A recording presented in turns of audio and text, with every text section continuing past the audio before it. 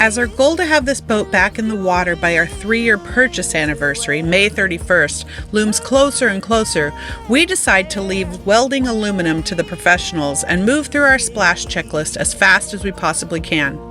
Then we find out that we have to splash on or before May 24th, or we might have to wait up to 2 weeks longer.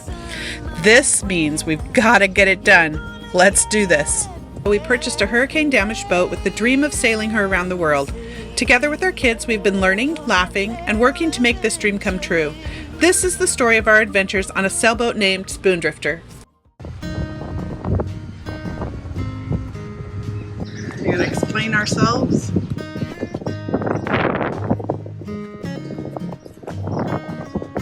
I don't know how to explain ourselves because, you know, life is full of risks. You have to take risks. You have to take the best risks for you, but sometimes you just got to do something no matter what. And it's not life or death. So, truck is not available. I got to get this over to the welder. So, we're going to put it on top of the van, I think. You think it'll work? How many of you have ever tried this at home? I would say don't try this at home. This is not a how to carry your Bimini down the road on your van video. Does that cover us okay for the legal crap? But let's get it to the welder.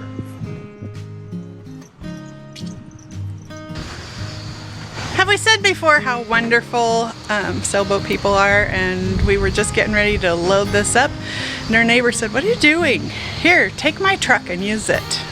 Like, thank you, Richard.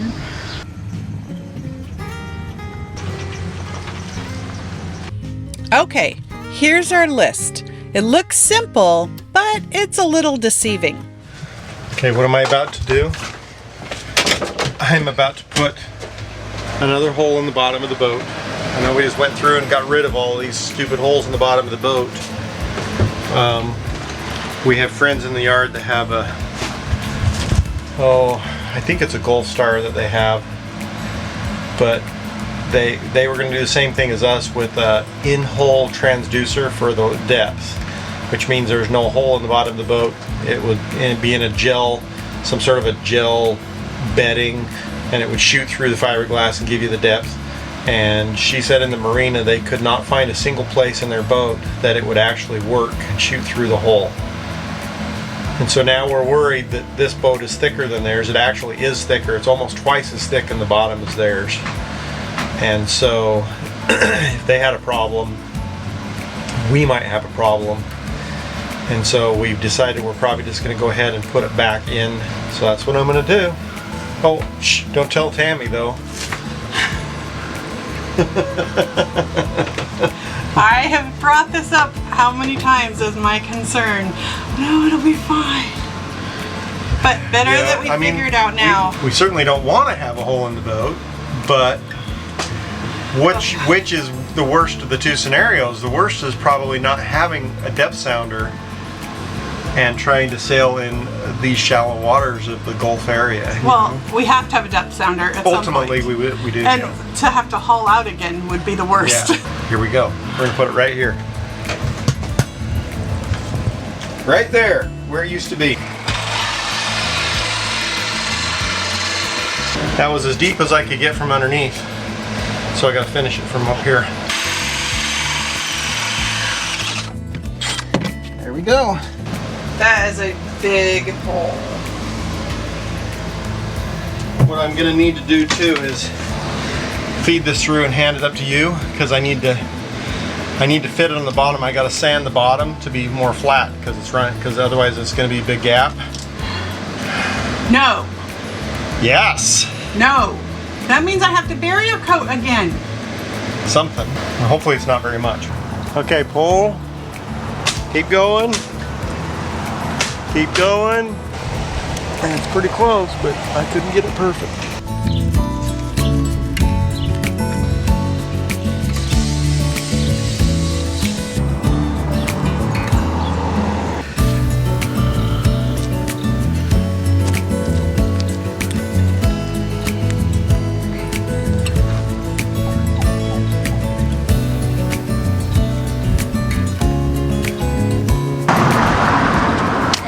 Yep, all you have to do is just hold it.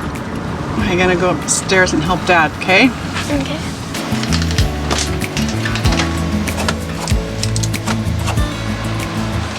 Did you How just did that get get it over over there?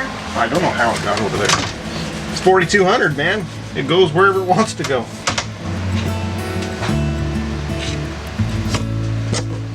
So I'm cleaning this up so we can put the prop shaft back on, because, you know, in order to get in the water, I gotta have a prop on here. So we're gonna put the prop shaft in. Well, we're apologizing for it being a little dark in here, but Thunderstorms. we're having some serious storms, and it's not supposed to stop until after we're supposed to splash this boat.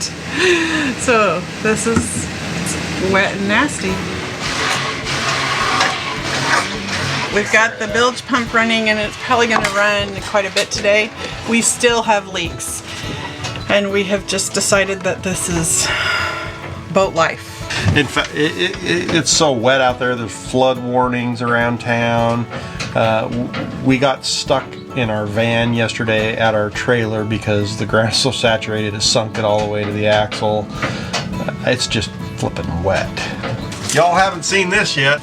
This is exciting stuff. Wow! We have hose. And more hose.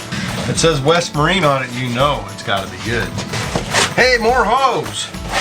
And our little fittings. All of that stuff is to finish up the connecting all the through holes to the things they need to go to, so that there's not a possibility of water coming in where it shouldn't have come. So the question is, do we want to try to put the prop shaft in? Hear the rain? I'm looking up here watching drips. I'm going to put this in a safe, dry location. This is the new refurbished used autopilot, because ours didn't work. So we just got the same exact model so that there was plug and play. Let's go downstairs and figure this out. We have to find a way to get the cutlass wet. For some reason, all this rain, the cutlass is dry as a bone. Water hasn't rose up high enough in the yard yet to get the cutlass bearing wet. It's close though. The strainer in, baby. We're gonna strain that seawater. But we don't have a diesel. What needs a strainer? Well, the heat exchanger for the electric motor to keep it cool and efficient. So, you know, you've probably watched Uma and, let's see, Bo and Brandy. Those are some of the people who have homemade electric motors, and they have problems with overheating. And they've done different kinds of things throughout the years, and finally Uma upgraded their electric motor. But one of the things that our electric motor does is it is water cooled. So we do have to have a sea strainer. Is that a good thing or a bad thing? I will let you know, because it's a first generation electric yacht, but the concept is actually a really smart idea, because electric motors lose efficiency when they get warmer. So if you can keep it running cooler, it uses less electricity. We still have water coming in the boat. It's like this time of year is the wet season, and we do this every year. We're like, oh my heck! And then it dries out and we kind of forget about it, and it's not so bad. And then the big storms come again and we're like, oh my heck! So there's some things that I can't do to help Todd get ready for the water, but I'm going to do on the outside. And some weather strip on here. Hopefully that'll keep the water out. Trying to fit a keyway into my prop shaft, because I seem to have lost the keyway for the connector to the motor. I don't know where it went, since we've cleaned the boat multiple times, and this thing doesn't look important, I guess. I don't know. I'm sure you've never had something important get thrown away, but here we are. So this is what I gotta get it into. Gotta get it into here. Right there. It's really close. but no cigar. And then I drop it into the bilge water. Sometimes it's a pain in the butt. There we go. But these things are nice.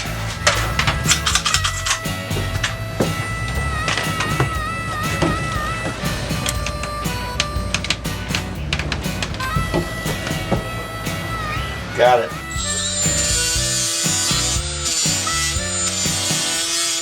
So let's go see if it fits. All right, see if we can do this without dropping it in the bilge this time. All right, so I'm putting some anti-seize on this, but because this is the old original bolt for this thing, I want to make sure that it doesn't rust in place. Where is the wrench?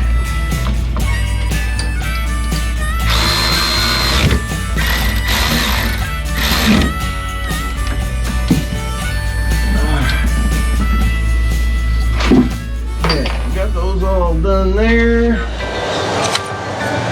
All right, let's see if this thing fits. Woo. That goes on a long way further than the other one did. Okay, so now I got to do Prussian blue.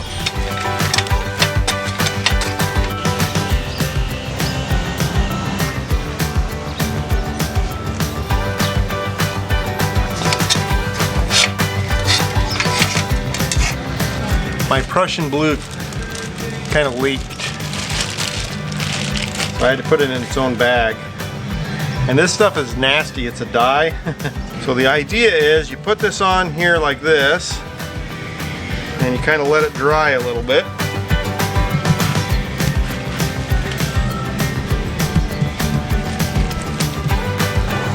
Okay, you seeing what you're seeing? What? Okay, you gotta hold it still and you gotta back up, honey. It's not gonna work. Your mother's gonna be going, what is this footage? Who took this footage? All right, so now I'm gonna take this. Okay, Gabe, I want you to hold that still. You have some stuff on your beard. Stuff in my beard, is it blue? I have Prussian blue in my beard. That's not good. My chin blue? Darn. Your lips is. All right, so now I'm gonna try to put this on. Okay, we're gonna try to hold that shaft from moving, okay? And the idea is you spin this like 5 or 6 or 7 times and then try to pull it off without scratching it too much and see how it looks.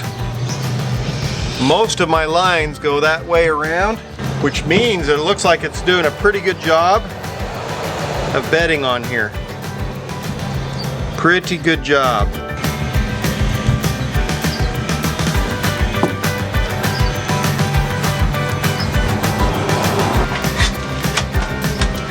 So I found an 1 1/16 socket. Almost like I knew I needed this. All right. Keyway in. Slide that on. Tighten this up.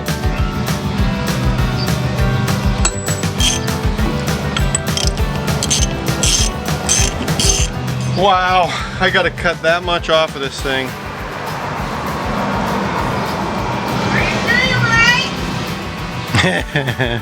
That's what he told me to do.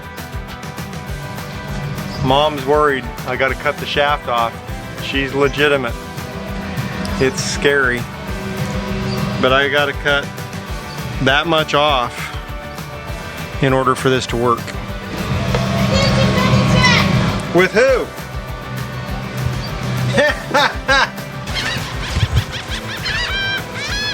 So what are you saying? What are you saying? Maybe you should double check. With whom? The prop guy? That's who I called. He said, put it on, tighten the nut up, and cut it off one thread past the end of the nut. Doesn't it have a pin or anything? No. It has an end that goes on? Has an end that goes on. That's what he Well, said to do. I guess we go for it. It's only money, right? Should we cut it off? right, let's go cut it off.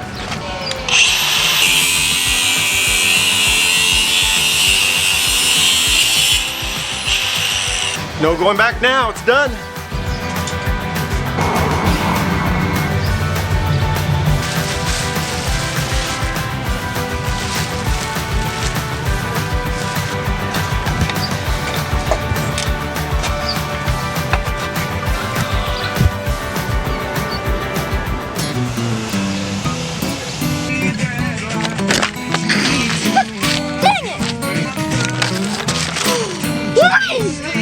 Wait, I want to watch that. Go.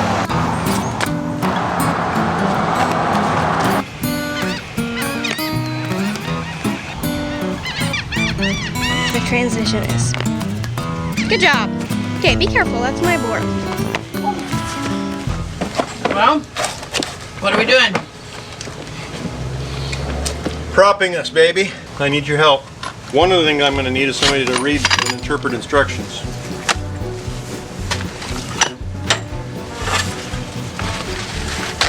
Do not use Teflon grease. This is not Teflon grease. Tighten the net onto the shaft. Align the grooves in the base of the net with the grooves in the central hub so as to obtain 2 complete holes, allowing insertion of the pins. Problem is I have to be, if I'm this close, it's blurry. I can't see. So there's a complete hole there, complete hole there. It looks like I need to cinch just a little more. It goes in K. H, K. All right, fill the 2 halves of the spinner with a seawater grease. That From our would be experience, Lubro plate works Right? best. Close the 2 halves around the hub and tighten the screws. Fill those with grease? That's a lot of grease. Why I bought a big tub. What's even the right kind? Kind of like I had planned on this, right? Prepared ahead of time. I think you need more. That's not full. Well, you can't have it all the way. I'm not going to fill it level because it's just going to squish out everywhere, Oh, I get it. right? Don't mind me. I really was thinking fill it all the way up. Well, that's kind of what the instructions say, don't they? You can see why you wouldn't want to do this in the water. With all these little pieces. Woo. All right, next step, babe. Okay, I rotate the spinner until what? Rotate the spinner until the Y mark coincides with the correct letter. It's pretty hard when it's all covered with grease. They didn't say make sure there was no grease cover in the hole. Or look at this hole before you put it together so you know where it is. 2 and 2, so when I put it together it's going to have to go that way. Insert. Insert the 3 blades onto the 3 pins of the spacer. We're supposed to take a blade. This is blade number 3. And it's supposed to go on to number 3, right? Make sure that the numbers on the blades correspond to the numbers on the spacer and the numbers on the end cap, 1 to 1, 2 to 2, 3 to 3. And so there's no instructions on how the hell to get it from here to there without it falling apart. The idea is you're supposed to put this thing on like this somehow. 1, 2, 3. 1, 2, 3. All right, we missed something here. Move the blades to the feathered position, making sure that the rounded trailing edges of the blades are aft as shown in figure 6. Slide the end cap and feathered blades onto the spinner. Make sure that the numbers on the blades and the spinners match. Next, tighten down the end cap with the screws. We haven't missed that. Okay. We haven't done that yet. That's the end. That's the part we're That's trying. after it goes on here. That's the part I got to get these together and then put them on here first. There we go. There we go. Like that. 1 is right here. 2. So you gotta rotate that. There you go. All right. So now this thing Way has. harder than just our regular prop. Oh, yeah. Are you bored yet? I am. Ha ha ha! Look at you. Did it. Are we ready for the They next? look like they're all lined up too, don't they? Yeah. That on the point right there? I think so. And it didn't move.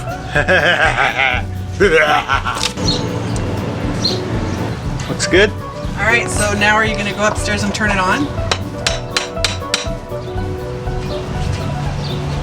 Nope. No? I have to put the zinc on over here. There we go. Shaft's in. Water's on the cutlass. Everything's in except for the packing material. Think that we can try it.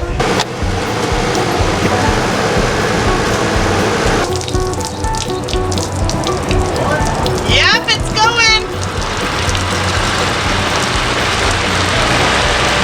Woo! Yeah.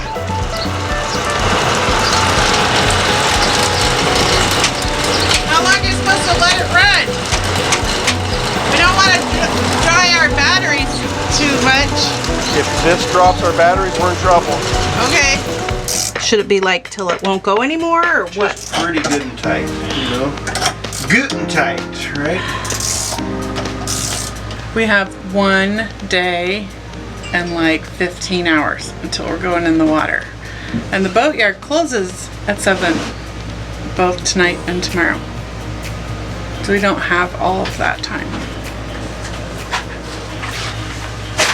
It's been a couple of crazy days. We've gotten a lot done and haven't showed you everything, but it's gonna be exciting. I don't know, is it exciting? I'm kind of nervous. Have you got a list of things we're supposed to remember? Because I don't remember. All right, so we got the motor in. Green and black lines are the hydraulic lines for the steering. We have bottle antifreeze. We have a heat exchanger. We have our charging system. We have our seawater strainer coming around to the motor, coming around the back and over into there, and then the exhaust goes up, over and down and out right in there. As far as most things are, we're good to go. So we have a bilge pump installed, ready to go. We have all the Coast Guard crap ready to go. The only thing I need to do in the morning, we need to organize the boat a little bit. I got to hook up the autopilot, which we don't really need for this trip except that it has the rudder sensor on it, and since it's hydraulic steering and you can't feel the rudder, it's nice to know where the rudder is. We got to power up the depth finder and the plug in the stuff for the motor, and we're done. We're good. So we're ready to go. You want me to turn off the stuff? Yeah. I can't do that. All right, let's go home. In there.